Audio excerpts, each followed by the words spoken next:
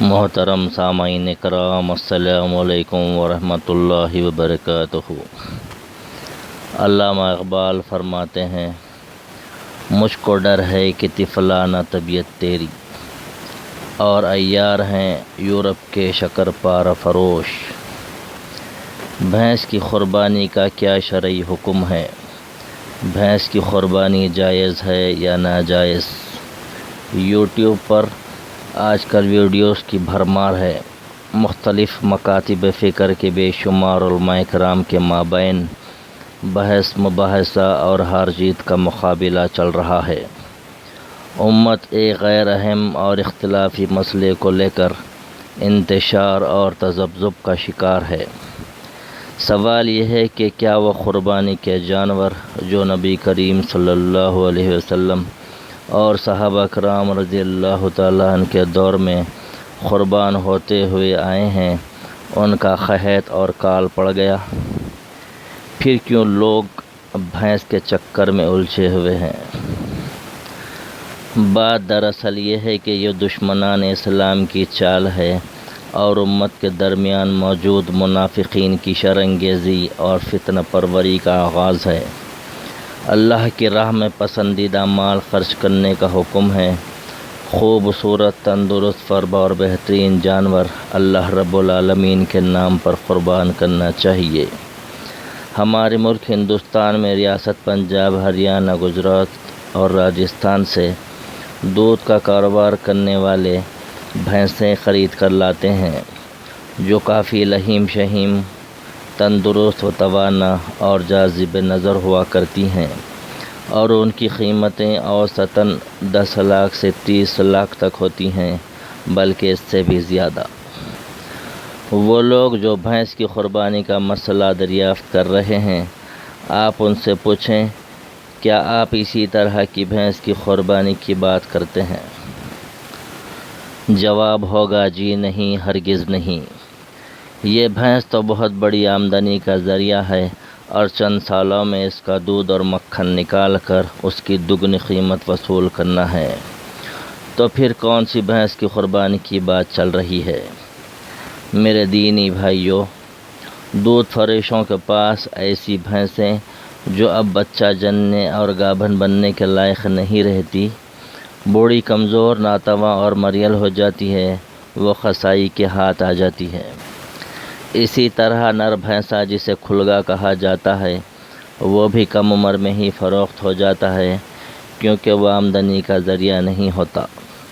دودھ فروشوں کو صرف ایک ہی نر بھینسا کافی ہے، وہ اس کو ہی کھلا پلا کر تندرست و توانا کرتے ہیں۔ دین اسلام کے دشمن اور منافقین جس بھینس کی بابت قربانی کا مسئلہ دریافت کر رہے ہیں، دراصل وہ اسی طرح کی بھینس ہے جو کہ دودھ فروش کے لیے وبال جان بن چکی ہے۔ اب اس سے آمدنی کا ذریعہ بند ہو گیا، وہ بچہ جننے اور دودھ دینے کے لائق نہیں ہے، صرف چارہ کھا کر نقصان کر رہی ہے۔ لہٰذا عید الاضحیٰ کے موقع پر اس طرح کی فضا بنائی جاتی ہے کہ مسلمان کسی طرح بھینس کی قربانی پر آمادہ ہو جائیں، عوام میں یہ رواج عام ہو جائے، اور قلیل مدت میں کثیر تعداد میں بھینسیں فروخت ہو جائیں۔ دوسری طرف ناپسندیدہ اور غیر اہم جانوروں کی قربانی کا رواج مسلمانوں میں وقوع پذیر ہو جائے، اور یہ اللہ تعالیٰ کی ناراضگی کا ذریعہ بن جائے۔ میں آپ سے پوچھتا ہوں کہ اصلاح معاشرہ کی تحریکیں برسوں سے چل رہی ہیں۔ سیدھی سادی شادی اور رسومات و خرافات سے اجتناب کا امت کے مسلمانوں کو بارہا مشورہ دیا جاتا رہا ہے۔ اس کے باوجود امت کے دولت مندوں کی شادیوں میں کروڑوں روپے صرف ہو رہے ہیں۔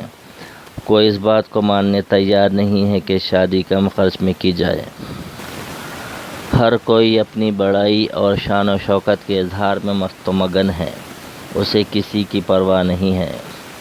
صرف دین کے کاموں میں اور راہ خدا میں جب مال خرچ کرنے کی باری آتی ہے، یہی لوگ ایک دم غریب اور مسکین بن جاتے ہیں۔ انہیں کسی طرح یہ فکر دامنگیر رہتی ہے کہ کم خرچ میں کام نکل جائے اور ہمارا شمار دیندار لوگوں میں ہو جائے۔ یہ جو بوڑھی، کمزور، ناتواں اور مریل بھینس ہے، آپ کو کوڑی کے دام میں مل جائے گی۔ آپ اس کی قربانی دے کر کس کو دھوکہ دے رہے ہیں، اللہ رب العالمین کو یا اپنے آپ کو؟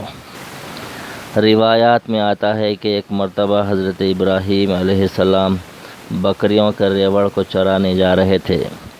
یکایک ایک خوبصورت شخص نمودار ہوا اور اس نے اللہ تعالیٰ کی پاکی بیان کی اور کبریائی بیان کی، جو ہم تراویح میں 4 رکعت کے بعد تسبیحات پڑھتے ہیں۔ ابراہیم علیہ السلام اپنے رب کی حمد و ثنا سن کر فرط مسرت سے جھوم اٹھے اور اس شخص سے فرمائش کی کہ مجھے یہ تسبیحات اور ایک بار سنا دو۔ اس نے پوچھا مجھے کیا ملے گا؟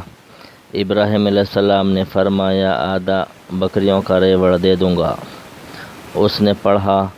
ابراہیم علیہ السلام نے رب کی تعریف سن کر پھر عرض کیا کہ ایک بار اور سنا دے۔ اس شخص نے پوچھا اب اور کیا ملے گا؟ آپ نے فرمایا اور آدھا بکریوں کا ریوڑ دے دوں گا۔ اس نے سنایا۔ خلیل اللہ کا دل بھرا نہیں، فرمایا ایک بار اور سنا دے۔ اس نے پوچھا اب تو تم خالی ہاتھ ہو، بکریاں تو میرے حصے میں آ گئیں، اب کیا دے سکو گے؟ ابراہیم علیہ السلام نے فرمایا ان بکریوں کی دیکھ بھال کے لیے مجھے نوکر رکھ لے، میں ان بکریوں کی مفت میں نگرانی کروں گا۔ دراصل وہ شخص پروردگار عالم کی طرف سے بھیجا ہوا فرشتہ تھا۔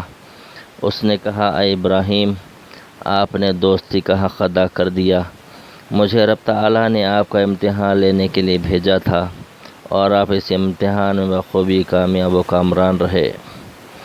یہی حضرت ابراہیم علیہ السلام اللہ رب العالمین کی رضا کی خاطر اپنے لخت جگر کو قربان کرنے کے لیے تیار ہو گئے تھے۔ اللہ تعالیٰ آپ کے اس عمل سے اتنا خوش ہو گیا کہ یہ قربانی کا عمل قیامت تک چلتا رہے گا۔ ایمان والوں کے لیے ہر سال عید الاضحیٰ کے موقع پر قربانی کرنا لازم رہے گا۔ قربانی کے لیے ایسا جذبہ چاہیے کہ اللہ تعالیٰ کی رضا کی خاطر خوبصورت فربا تندرست و توانا جانور قربان کریں گے، اور دین متین پر آنچ آ جائے تو خود کو بھی راہ خدا میں قربان کر دیں گے۔ پھر رب تعالیٰ کی طرف سے رضامندی اور خوشنودی کا پروانہ ملے گا، جو کہ ابدی زندگی کی حقیقی کامیابی ہے، اور یہ دنیا تو محض دھوکے کے سوا کچھ بھی نہیں ہے۔ جب موت کا فرشتہ سامنے ہوگا تو انسان تمنا کرے گا کہ اے میرے رب مجھے ایک موقع اور دے دے، میں صالح اور نیک بن جاؤں گا اور سارا مال و دولت تیری راہ میں لٹا کر آؤں گا۔ لیکن اللہ تعالیٰ فرمائے گا کہ نہیں، اب 1 منٹ کا بھی موقع نہیں ملے گا، جو وقت اور موقع تجھ کو دیا گیا تھا اسی میں نیک اعمال کا ذخیرہ کرنا تھا، اور جان حلق سے نکل جائے گی۔ وقت کے بڑے بڑے سورما اور بادشاہ و تانشاہ سب خبروں کی مٹی میں دب کر فنا ہو گئے، انہیں کیڑے مکوڑوں نے اپنی غذا بنا لیا ہے۔ رب ذوالجلال اپنی قدرت کاملہ سے زندہ فرمائے گا، بروز محشر اپنے رب کے حضور پیش ہوں گے اور اعمال کا حساب دینا ہے۔ پروردگار عالم پوچھے گا کہ اپنی شان و شوکت اور بڑائی کے اظہار کے لیے کتنے کروڑ روپے خرچ کیے، اور میرے خلیل کی یاد تازہ کرنے کے لیے کون سی بیمار مریل بھینس قربان کی۔ رب کریم کے سامنے کسی کی مجال نہیں کہ اپنی زبان کھولے۔ بروز محشر زمین بھر سونا چاندی دے کر بھی انسان اپنی جان بچانا چاہے تب بھی یہ ممکن نہیں ہوگا۔ میرے پیارے بھائیوں، اللہ کریم سب سے پہلے مجھے یہ بات سمجھا دے کہ یہ دنیا امتحان گاہ ہے۔ زندگی میں امتحان کے سوال و جواب لکھے جا رہے ہیں۔ بروز قیامت انسان یا تو فیل ہوگا یا پاس ہوگا۔ صرف 2 ہی صورتیں ہیں، تیسری اور کوئی شکل نہیں ہے۔ پاس ہو گیا تو رب ذوالجلال کا فرمان ہے کہ یہی حقیقی کامیابی ہے، اور اگر خدا نخواستہ فیل ہو گیا تو پھر سپلیمنٹری امتحان نہیں ہوگا۔ ہمیشہ ہمیشہ کی ذلت و رسوائی، خسران و تباہی مقدر ہوگی۔ دعا ہے کہ رب کریم ہمیں دین کا صحیح علم و فہم عطا فرمائے۔ اے اللہ ایسے اعمال کی توفیق عطا فرما جو تیری رضا و خوشنودی اور ہماری نجات کا سبب بن جائے، اور ایسے اعمال سے ہماری حفاظت فرما جو تیری ناراضگی کا سبب بنتے ہوں۔ یا اللہ تیرے نام پر جینا مرنا سکھا دے، آمین یا رب العالمین۔ خدا حافظ، السلام علیکم۔